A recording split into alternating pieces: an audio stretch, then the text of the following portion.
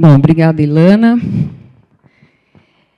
Bem, agora eu acho que depois das minhas colegas, né, diferente delas, que mostraram dados de pesquisa, dados que vocês não conhecem, né, estão tendo a oportunidade de se apropriar e utilizar nas suas práticas, eu vou falar de um tema que vocês conhecem, têm ouvido falar no Brasil, e acredito que tenham se indignado, principalmente com o que está acontecendo aqui, que é a estratégia da indústria relacionada à Copa do Mundo e, principalmente, olhando para o Brasil, né? Eu acho que isso é a minha tentativa, né? A tal da dança das cadeiras, né?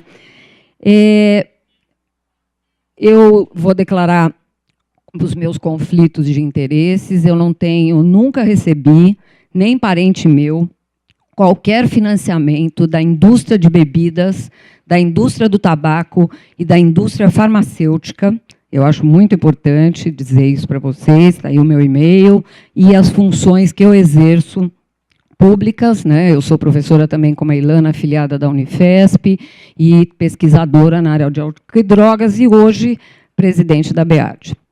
Bom, começando a falar do método da indústria, né, eu acho que a indústria estava muito bem organizada e tem estado em todas as Copas do Mundo, olhando para esse público que sempre consumiu bebida alcoólica e que foi, ao longo do tempo, olhando para a violência relacionada pós-Copa do Mundo, pós-jogo da Copa do Mundo, dentro dos estádios. Então, inicialmente, a indústria já começa a ficar de olho, no caso do Brasil, desde a África do Sul.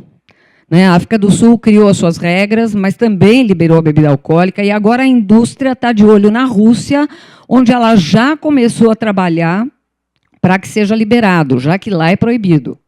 Está de olho no Catar, onde vai ser a Copa de 2022, é proibido o uso de bebida alcoólica durante os jogos de futebol, mas já aqui, esses são os sites para vocês buscarem os documentos, muito provavelmente o caminho é o mesmo que aconteceu aqui no Brasil.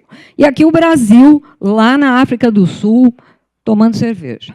Né? Então, acho que isso faz parte do método, né? E como a Ilana mostrou, e a Clarice também, do jovem, né, bebedor. Né? Eu acho que isso faz diferença.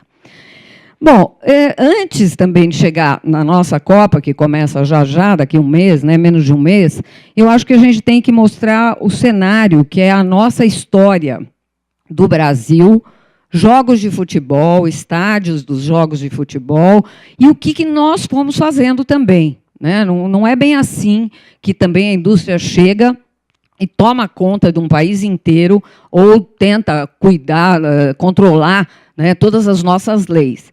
O movimento social, logo depois, na década de 90, logo depois de jogos onde ocorreram mortes, e também conhecido esse jogo muito famoso aqui em São Paulo como a Noite da Garrafada, né, a Noite das Garrafadas, onde, na época, era permitida a bebida alcoólica dentro dos estádios, e bebida alcoólica em garrafas, né? Então, os indivíduos tiveram, porque um dos times perdeu, obviamente, as torcidas se desentenderam, o jogador criou toda uma polêmica no jogo, eles saíram atirando garrafas dentro do campo e depois partiram para a briga entre eles com garrafas de vidro.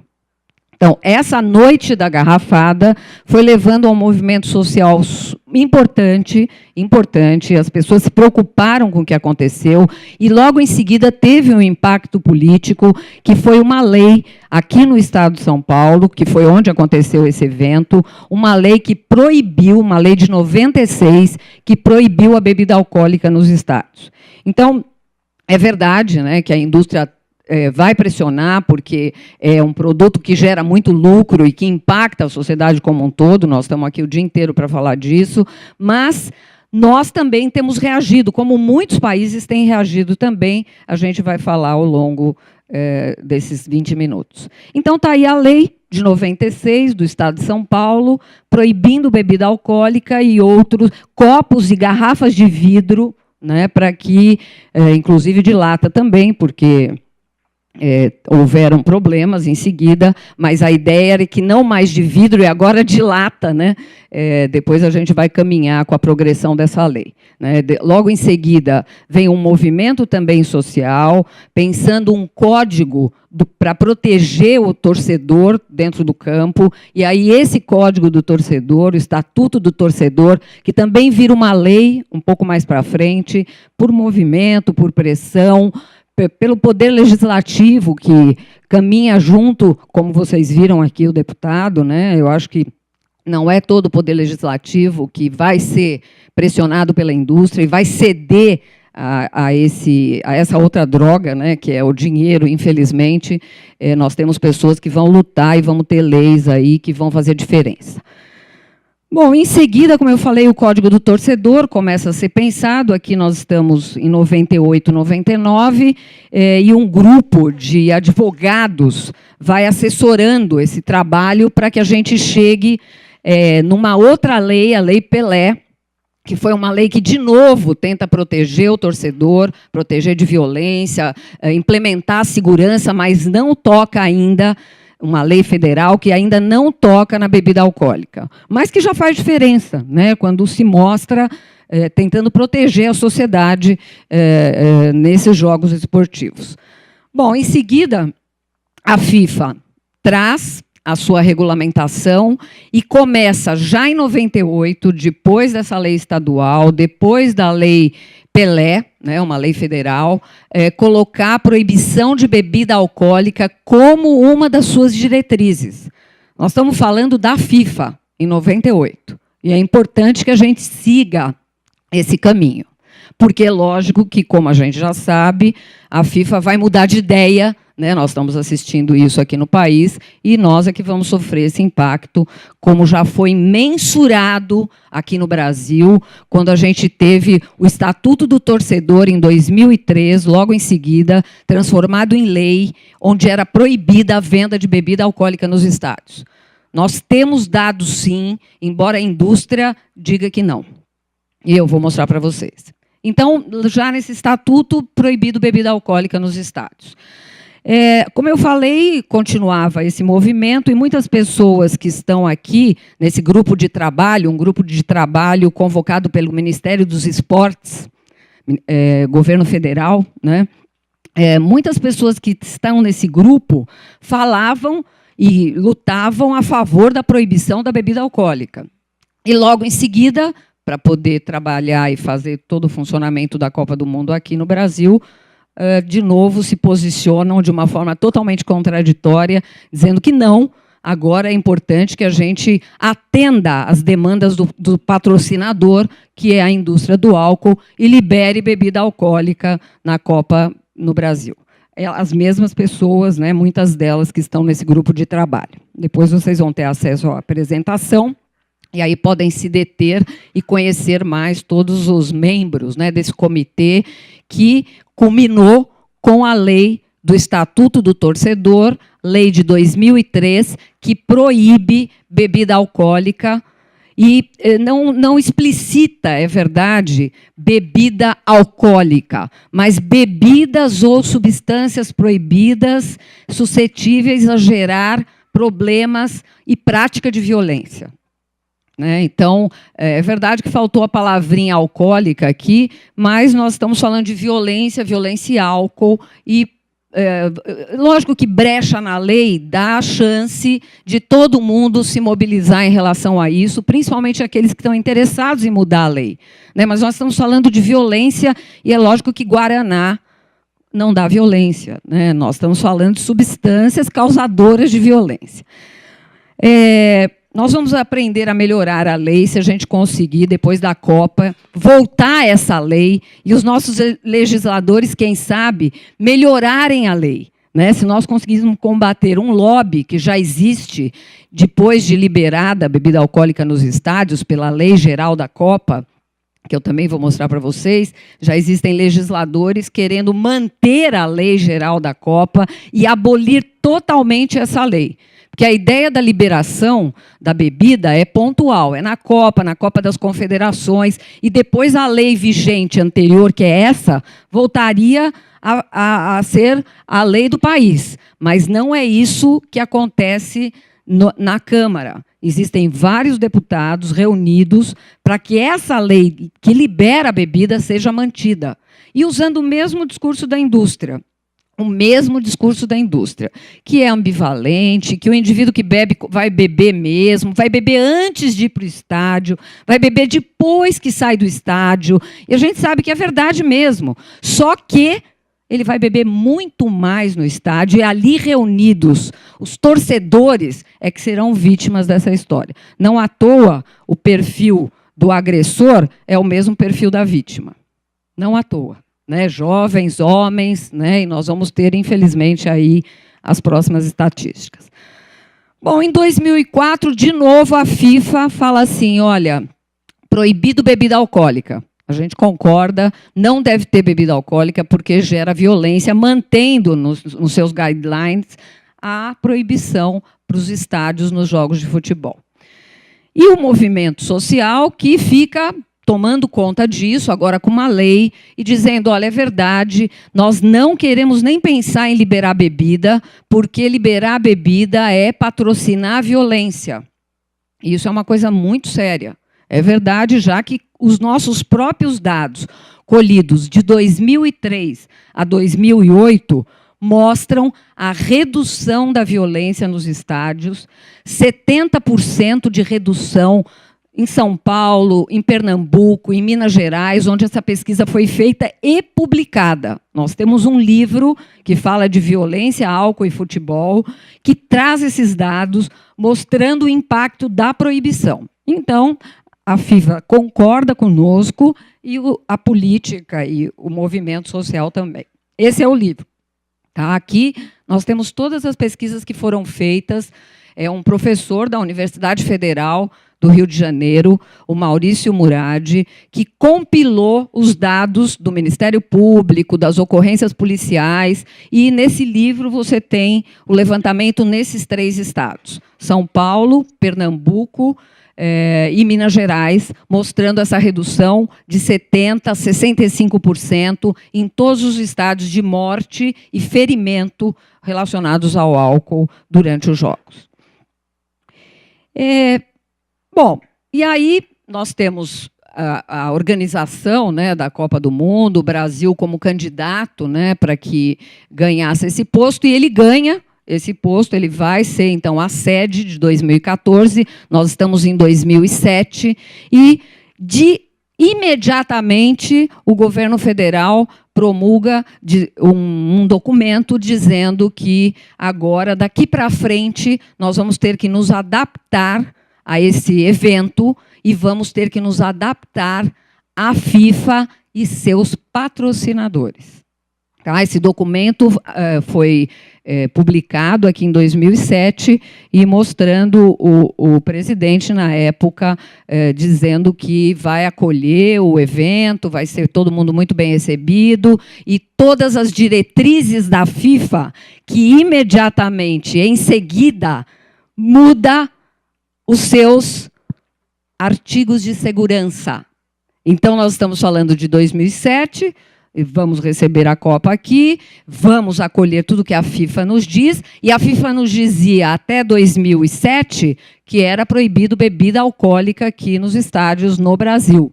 E aqui, a partir daqui, os regulamentos de segurança mudam e a FIFA muda o artigo que proíbe, liberando bebida alcoólica nos estádios. E aí coloca cláusulas do tipo, mas se o indivíduo estiver intoxicado, não vai poder vender para ele. Se o indivíduo estiver... E, a bem da verdade, ouvindo a Ilana falar, eles fazem um open bar com boom, porque vai vender meia hora antes, vai vender meia hora depois, vai vender 15 minutos antes, vai vender 15 minutos... Dá uma paradinha e faz um boom ou não, mas, infelizmente, o nosso estádio de futebol, todos serão open bar. E a FIFA aí publica o seu novo regulamento. Bom, esse livro volta o livro do Maurício volta para a mídia internacional, falando da taxa de mortalidade, como reduziu de 2003 a 2007, né? É um livro bem interessante. A taxa de mortalidade dentro dos estádios por ano, né? Uma coisa bacana que a gente tem que ler, não só a violência em geral, né? Brigas, etc. Então, não à toa, porque a FIFA já havia liberado, enfim, o álcool dentro dos estádios. E, curiosamente, em 2010, uma nova lei mantém o Estatuto do Torcedor, que proíbe bebida. Essa de 2010 é uma lei que só amplia o Estatuto do Torcedor e mantém o artigo que proíbe bebida nos estádios, já tendo o documento do presidente dizendo que não, que nós vamos fazer tudo que a FIFA mandar, e também o manual, né, de segurança da FIFA dizendo que, olha, pode vender, vocês vão fazer como o país achar melhor, mas pode vender bebida nos estádios. É uma lei que, bem da verdade, aconteceu, acho que passou desapercebido até dos próprios legisladores, infelizmente, né, porque mantém o artigo 13, que é o artigo que proíbe bebida. Bom, em seguida, começa uma movimentação, porque se nós temos uma lei de 2003 e outra de 2010 que proíbe bebida nos estádios, nós vamos ter que criar outro mecanismo legislativo, porque a FIFA falou que está liberado. E o governo falou que está liberado também, que vai fazer tudo que a FIFA manda. Bom, aí, obviamente, os partidos começam a organizar projetos de lei, e aqui está o projeto de lei desse deputado, o deputado Vicente Cândido, que logo em seguida vai virar a Lei Geral da Copa, e que nela se omite o artigo que libera bebida nos estádios, desculpe, que proíbe bebida nos estádios. Então, esse artigo é omitido, é tirado da Lei Geral da Copa por meio dessa nova lei que quase que coloca a lei anterior em suspenso, assim está descrito nessa nova Lei Geral da Copa, pelo tempo que a Copa vai se viabilizar no país, mas que logo depois da Copa volta a valer a Lei 2003, reforçada pela Lei de 2010, onde a bebida é proibida. Tá? Então, houve toda uma discussão na Câmara, né? Uma lei que passou no Senado Federal, né? Mas que, sem a menor dúvida, a sociedade e o Ministério Público se juntaram para que alguma coisa fosse feita e que o brasileiro pudesse olhar e mudar de atitude e reivindicar, já que a lei de 2013 ela veio para proteger o torcedor. Ela veio para viabilizar um evento importante, recreacional, esportivo, mas fundamentalmente para proteger o torcedor, cidadão brasileiro que está lá no estádio, além dos seus convidados. Então, ninguém ficou de braço cruzado, né? Mas é óbvio que a força do governo, enfim, e pressionada pela FIFA e pelos seus patrocinadores, no caso a indústria da cerveja, quase que não deu nem bola para esse documento tão importante do Ministério Público, que dizia da inconstitucionalidade dessa nova lei, dizia da exposição dos indivíduos à violência, chamava atenção para os dados que nós já tínhamos.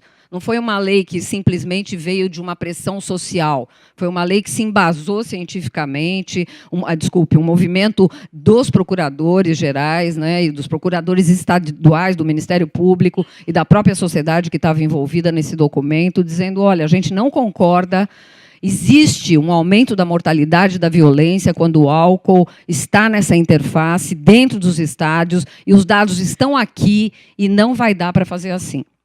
E não adiantou muito, né? Infelizmente, foi só um muro de lamentações, e o documento foi divulgado e a lei foi aprovada.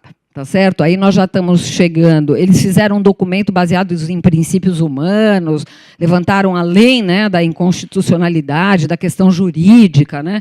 Mas nada disso foi possível, né? Se manteve a Lei Geral da Copa. E aí também continua a pressão, porque aí muitos do governo federal foram convidados a mostrar, né, a sua opinião, né? Então, o ministro do Esporte, que estava naquela comissão de 2002, que levou a lei de 2003, que proibia a bebida alcoólica, foi lá convocado para dizer, olha, mas o senhor estava lá na comissão de 2002 e agora o senhor está aí dizendo que concorda com a Lei Geral da Copa. E aí o que ele vai dizer para a gente é que, nesses 2 documentos, é que, não, mas não é bem assim. Né? Eu acho que, se houver controle, como a FIFA propõe, né, se vender só um pouco antes do jogo, um pouco depois do jogo, no intervalo, né, as coisas vão ser controladas, porque o indivíduo que vai vender a bebida vai ser treinado, segundo o regulamento da FIFA. E ele não vai vender para o indivíduo embriagado. E também nós vamos vender em copos plásticos. Provavelmente aquele copo que a gente come pipoca, que é assim mais ou menos. Enfim, alguma coisa vai ser feita aí, porque o discurso é totalmente ambivalente, contraditório, como é o discurso da indústria. Aí a Lei Geral da Copa. Né, tirando o artigo 13. Aí tem esse paper editorial do Addiction, uma das autoras aqui na mesa, Ilana Pinsky, contando essa história e dizendo, olha, não é bem assim, a gente tem a violência, e é preciso que a sociedade, e é preciso que o apoio internacional também venha para a gente discutir esse tema, a revista de mais impacto na nossa área, Addiction, e traz esse editorial. E foi divulgado aqui no Brasil, né, logo em seguida, porque nós estamos fazendo alguma coisa. Esse editorial questiona se é possível misturar futebol com bebida alcoólica, e é lógico que nós estamos tentando dizer para vocês que não. Bom, mas não acabou aí a dança das cadeiras, né, porque cada estado da União tem uma lei. Como eu mostrei, o estado de São Paulo tem a lei dele, era de 96, que proibia bebida alcoólica nos estádios. Bom, mas a lei federal, ela é majoritária, ela é magna em relação à lei estadual e à lei municipal.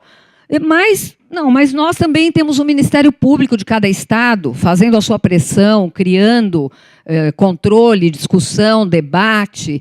Então, no final, a Lei Geral da Copa fez assim, o governo federal vai ter que fazer tudo o que a FIFA quer e cada estado que se vire.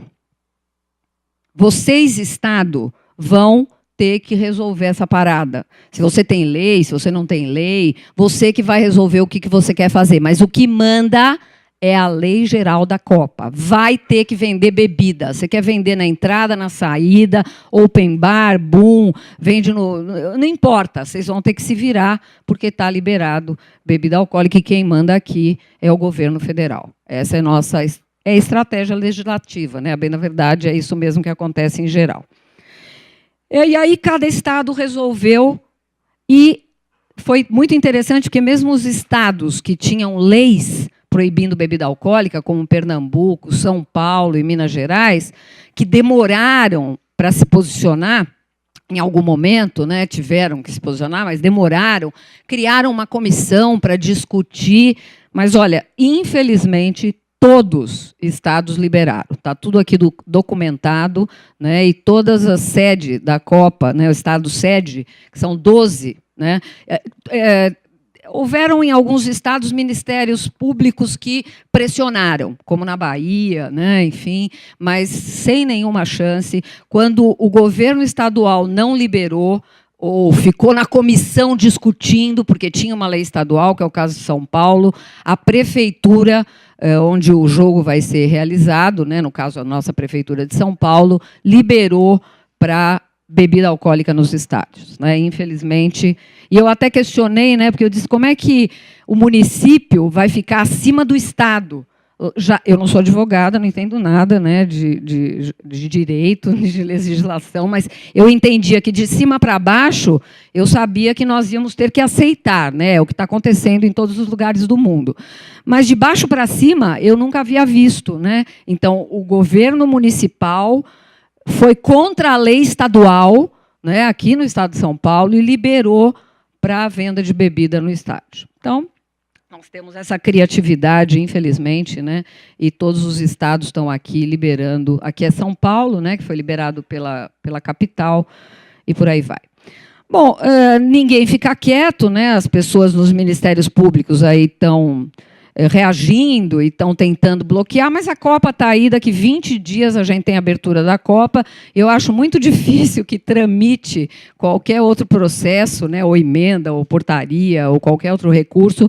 Nós temos aí o Brasil meu país varonil, onde a Copa vai acontecer com bebida de norte a sul do país. As novas manobras, como eu falei lá no início, uma delas está aqui. Bom, é verdade, essa lei está muito inconsistente, de 2003. Né? Nós queremos que vingue mesmo essa lei geral da Copa depois que a Copa acabar. A gente quer manter... Esse é um projeto de lei que diz exatamente isso, e eu considero que é uma nova manobra aí, né, de pressão da indústria, que pode também, sem dúvida, estar por trás disso. Algumas prefeituras criaram alguns recursos, já existia, né, alguns recursos, ou criaram, para proteger um pouco o torcedor, como é o caso do Rio de Janeiro, que não vai permitir venda de bebida em 10 quarteirões ao redor do Maracanã. Né, mas também nem vai precisar, porque o indivíduo já está no open bar, dentro do estádio, e ele vai sair, já tomou todas, muito dificilmente ele vai acertar o caminho do bar. Né? Então, esses 10 quarteirões, a proteção, do meu ponto de vista, dessa intoxicação que ele vai poder fazer já dentro do estádio, vai ser muito inefetiva, digamos assim. Mas é uma medida que o mundo aí está assistindo, né, para que a gente debata. Né? Afinal de contas, estamos pensando que podemos ter novas políticas de controle aí, desse fenômeno do álcool, futebol e violência. Bom, o ano passado foi publicado esse livro pela OPAS, né, com o esforço pessoal da Maristela Monteiro, uma brasileira que está lá na OPAS, que traz todos os dados de violência. Então, não é verdade que a gente não tem dados para mostrar no debate sobre violência e álcool. A gente tem muitos dados nesse livro, e aí recomendo que todo mundo possa usar esses dados no debate, né, para a gente se fortalecer e cuidar um pouco melhor da nossa política. Aí, por último, né, cumprindo aí o meu horário, eu separei um pouquinho as velhas estratégias da indústria, né, que começaram lá com beber com moderação, seguem hoje como consumo responsável, né, os exemplos a Ilana deu, vários, né, que são utilizados com o jovem até hoje. Né, cerveja sem álcool, né, não tem nada de álcool, tem sim, né, só que a nossa legislação permite que vá até a primeira casa decimal, né, a segunda é 0,02, 0,05, tem álcool sim. O foco nas mulheres, né, como a Clarice mostrou, né, o foco na cultura de cada país, né, o jovem da responsa, o adolescente que está naquela fase, que ele está também ambivalente, que ele precisa se agrupar, e talvez oferecendo álcool para que ele se desiniba e se agrupe, isso faça diferença. E a indústria sabe de tudo isso. Né? O desvio do debate, né, porque quando você debate, o debate caminha por... Não, imagina, álcool e violência não tem nenhum problema. É só beber com moderação. É só beber, só fazer consumo responsável. É só pegar o motorista da vez. E não é nada disso que acontece. Né? Temos dados. E eu acho que o que muda no na nossa perspectiva, no nosso futuro, né, como a Ilana falou e a Clarice também, é que a gente faça um projeto, como eles fazem. Eles fazem um projeto que é milionário em termos de influência, de comunicação, né, de marketing, né, de propaganda, para vender o produto, que não é um produto qualquer. Nós temos que fazer um projeto também que proteja. Eu acho que isso faz toda a diferença. E se a gente tiver pesquisa, se a gente conseguir trabalhar internacionalmente, né, é um prazer ter o GAPA aqui no Brasil para nos ajudar, né, eu acho que a gente vai aprender mais, vai se juntar mais e vai fazer diferença. Essa ideia do discurso deles é sempre o mesmo, né, ambivalente, muito desatualizado. Então, eu acho que essa charge resume o que eu queria dizer. Esse é o resumo da ópera. Né, de tudo que eu falei até agora. E eu queria dizer que as esperanças não acabaram mais uma vez, porque na Copa da França, né, Ilana, a equipe, a comissão aí do GAPA nos trouxe que a gente nem sabia, né, nós aprendemos com eles na reunião de ontem, a indústria não conseguiu colocar propaganda da cerveja dentro do estádio. Vendeu com restrição, mas não colocou propaganda. E eu acho que isso é um avanço, nós aprendemos com eles ontem, e a gente tem que diminuir a chance da indústria influenciar, da indústria criar todo esse constrangimento além da violência. Tá aí as referências, as leis dos outros países, com outros mecanismos, inclusive da Inglaterra, que eu acho bastante interessante que todo mundo leia. Quero agradecer, e quero agradecer principalmente meus 2 funcionários, que ficaram 1 mês para procurar todos esses documentos e me ajudar na montagem da aula. Obrigada. Consequências dos danos do álcool seria uma maneira de fazer com que eles parassem e pensassem. Atinja-os no bolso.